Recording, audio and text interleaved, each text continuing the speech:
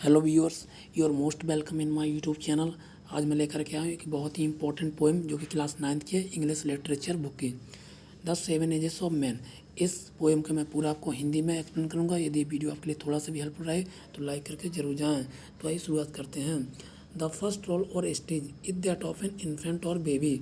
जीवन की पहली भूमिका या अवस्था एक शिशु की होती है, यानी एक बच्चे की होती है, इन्फेंट की होती है। इन्फेंट जिसका अर्थ होता है शिशु या बच्चा। The baby cries and whines before vomiting in the arms of his nurse. बच्चा अपनी नर्स की बाहों में उल्टी करने से पहले क्या करता है, रोता है और कराहता है, यानी वोमिटिंग जिसका अर्थ है उल्टी करना। तो क्या करता है, उल्टी करता और कराहता है। अब चलते हैं सेकंड स्टेज पर। In the second stage of life man play the role of small boy और चाइल्ड। जीवन के दूसरे चरण में मनुष्य एक छोटे लड़के या बच्चे की भूमिका अदा करता है या निभाता है। ही होल्ड अ स्कूल बैग, उसके हाथ में क्या रहता है, स्कूल बैग रहता है, यानी स्कूल का जो बैग है वह रहता है। हैज़ अ शाइनी फेस, और उसका चेहरा कैसा रहता है, चमकदार रहता है। शाइनी फेस यानी चमकता हुआ चेहरा रहता है। एंड वॉक्स एज स्लोली, और हो सके जितना धीरे हो सके उतना धीरे चलता है। एस ही कैन, बिकॉज वह केवल इसलिए, because he does not like school, क्योंकि वैसे स्कूल जाना बिल्कुल भी कतई पसंद नहीं, उसके स्कूल जाना बिल्कुल भी पसंद नहीं है। He does not like school, क्योंकि वह स्कूल जाना बिल्कुल भी पसंद नहीं है। And is reluctant to leave home, और वह घर छोड़ने में कैसा रहता है, अनिच्छुक रहता है, यानी उसे घर छोड़ना बिल्कुल भी पसंद नहीं है। अब चलते हैं थर्ड स्टेज ऑफ लाइफ, जीवन का तीसरी अवस्था। The role of the lover is the third stage. प्रेमी की भूमिका जीवन का तीसरा चरण है। He is a young and foolish, इसमें कैसा रहता है, व्यक्ति जो रहता है वो जवान रहता है, एंड फूलिश जवान और मूर्ख रहता है। And fall passionately in love, और क्या करता है, मूर्ख रहता है और प्यार में पूरी तरह से डूब जाता है, यानी पैशनेटली इन लव, यानी प्यार में पूरी तरह से डूब जाता है। सिंगिंग सैड सॉन्ग, और वह कैसे गाना गाता है, दुखद भरे गाना गाता है, उदासी वाले गाना गाता है। अबाउट लव, किसके बारे में, प्यार मोहब्बत के बारे में। इन विच ही डिस्क्राइब द ब्यूटी, जिसमें वह क्या करता है, डिस्क्राइब करता है, यानी अपनी प्रेमिका का वर्णन करता है। ऑफ गर्ल्स, यानी उस लड़की की वर्णन करता है जिससे वह क्या करता है, लव करता है, प्यार करता है।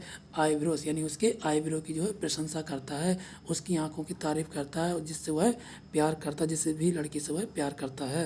अब चलते हैं फोर्थ स्टेज ऑफ लाइफ, जीवन का चौथा चरण। In the fourth stage of life the man plays the role of the soldier. जीवन के चौथे चरण में मनुष्य सैनिक की भूमिका निभाता है। ही ऐसा बेड, अब इसमें क्या होता है कि उसकी बहुत ज़्यादा दाढ़ी उगाती है, जो दाढ़ी रहती है ना वो उगाती है। सेवर्स ऑस and is ambitious to seek out honour, वह दाढ़ी रखता है और शपथ खाता है और सम्मान पाने के लिए महत्वाकांक्षी है। He is so keen to improve his reputation, he is willing to risk danger such as cannons in war, वह अपनी प्रतिष्ठा सुधारने के लिए इतना उत्सुक है कि वह युद्ध में तोपों जैसे खतरों के जोखिम उठाने को भी तैयार रहता है। कैनन जिसका अर्थ है तोपों, यानी तोपों में भी जाने के लिए भी वह तैयार रहता है। अब चलते हैं फिफ्थ स्टेज ऑफ लाइफ, यानी जीवन की पांचवी अवस्था है। In the fifth stage of life man play the role of a justice और जज। जीवन के पांचवें चरण में मनुष्य एक न्यायकर्ता है या न्यायाधीश की भूमिका अदा करता है या निभाता है। He has grown fat from eating expensive meets, और क्या होता है, वह महंगा मांस खाकर मोटा हो गया होता है, यानी क्या करता है, ही हैज़ ग्रोन फैट, वह मोटा हो गया होता है, फ्रॉम ईटिंग क्या खा कर एक्सपेंसिव मीट्स, यानी एक्सपेंसिव जिसका अर्थ होता है महंगा, तो महंगा मांस खा करके वह कैसा हो गया होता है, मोटा हो गया होता है। He uses his experience of life and the knowledge he has gained to offer what he thinks are wise sayings and advice and good decisions, वह अपने जीवन के अनुभव और अर्जित ज्ञान का उपयोग उन चीज़ों को पेश करने के लिए करता है जो वह सोचता है कि बुद्धिमान बातें, सलाह और अच्छे निर्णय हैं, यानी वह क्या करता है, ऑफर करता है व्हाट ही थिंक्स, जो कुछ भी वह सोचता है, और वाइज सेइंग, और वह वही चीज़ें करता है जो एक बुद्धिमान व्यक्ति कहता है, and advice and good decision, और वह क्या देता है, सलाह देता है, एंड गुड डिसीजन, और अच्छे निर्णय लेने में सक्षम रहता है। अब चलते हैं in the six stage of life, जीवन की छठी अवस्था। In the six stage of life the man becomes a Pantaloons और बीक ओल्ड मैन। जीवन के छठे चरण में मनुष्य पेटालून या कमज़ोर बूढ़ा व्यक्ति बन जाता है। हिज सो थिन, वह इतना पतला हो जाता है कि हिज स्टॉकिंग बिकम्स लूज, कि उसके जो पैर रहते हैं वो कैसे हो जाते हैं, बहुत, यानी जो मोजे पहनता पैरों में बिल्कुल ढीले पड़ जाते हैं, यानी लूज हो जाते हैं, बिल्कुल ढीले पड़ जाते हैं। The speech compare this stage of life to returns to being like a baby और चाइल्ड। इस स्पीच में हमें क्या की जाती है, कंपेयर की जाती हैं, यानी भाषण के जीवन के इस चरण की तुलना एक शिशु या बच्चे की तरह लौटने से करता है।